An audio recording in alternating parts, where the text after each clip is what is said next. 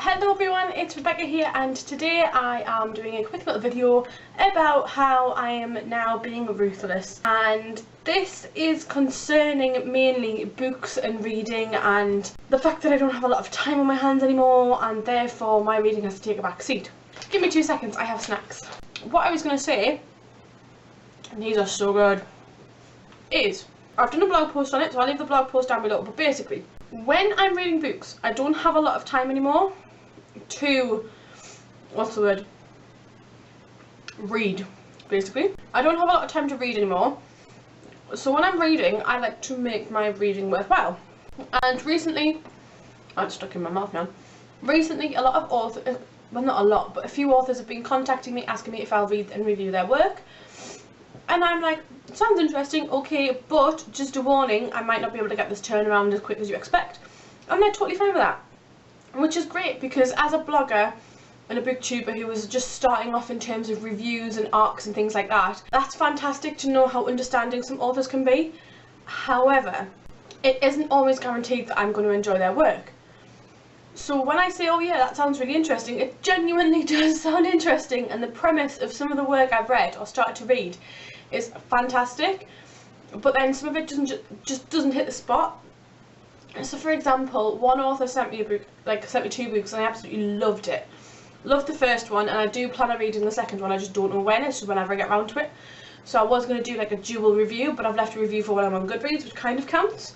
Anyway, while that is fantastic and I love getting things like that, like this one was like post-apocalyptic, was it post-apocalyptic? Or was it dystopian? Hang on, let me think. Basically it was YA, but it was one of those YA / novels and series, like dystopian I think it was. Anyway, it was fantastic, loved it, and I'm going to get around to reviewing the second one, which is I'm assuming is going to be brilliant because I was so attached to those characters. Then there was other things, and I get that authors share connections with bloggers and things like that. So for example, this very author who sent me the 2 books had said, oh, my friend is interested in people reviewing their books, would you be interested? And naturally I said yes. And I haven't read their book yet, but it does sound really promising. And then another author will see my email address on my blog or on my Twitter or on my Instagram or on my channel, and they'll contact me through that, and they'll say, oh yeah, can you review this book for me? And I'll read some of it and I'll not be enjoying it. And it's such a shame, especially when it's for review, but when you don't enjoy it, you can't force yourself to love it even more. Like, you can't force yourself to go, this book is amazing, when you really aren't enjoying it. And again, premise is fantastic, it's just not doing it for me, it's not hitting the right buttons. So I've been a bit ruthless, and yes, I did say I would read and review that item, but I don't want to give a negative review when I'm not in the right frame of mind. So I know for a fact I probably will enjoy that book, just not right now. So what I don't know whether or not to contact the author and tell them that I'm not enjoying their book, because that would just be, if I got that email I'd be really disheartened. So I don't know what I should do. So let me know down below what you think I should do.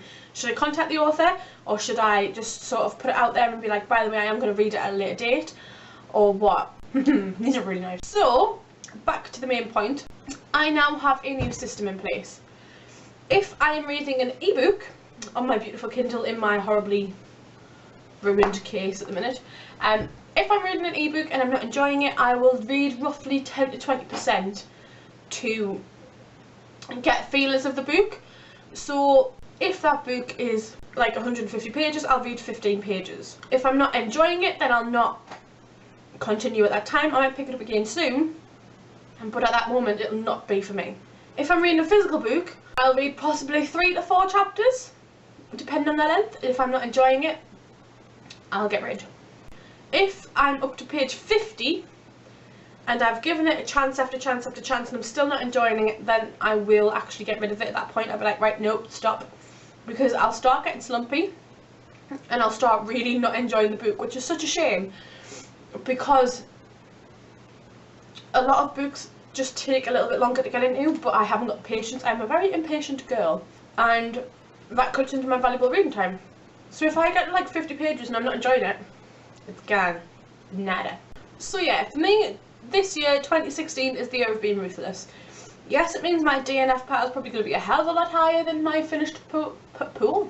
My finished pool. Yes, it means that my DNF pile is probably going to be a lot higher, but the majority of those books I will get round to at some point. I just feel that to meet targets and still enjoy reading and get a turnaround and reviews and stuff on my blog, that, and churning out videos for you guys, because I do love doing that, that I have to enjoy what I'm reading, and I don't want to just read it because it's there to be read or I've been asked to read it.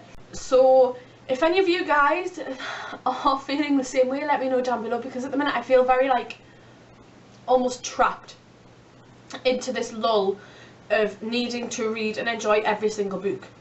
And it's difficult to be ruthless, but it has to be done. So if any of you guys have any tips or anything like that to help me feel less crap about the fact that I'm not enjoying books, can you let me know down below. I think I've warbled on enough. This was a spur of the moment video and I don't know when I'm going to upload it, but I think I've warbled enough. And oh, that would be le telephone. Very, very clever Mr. Starky Pants.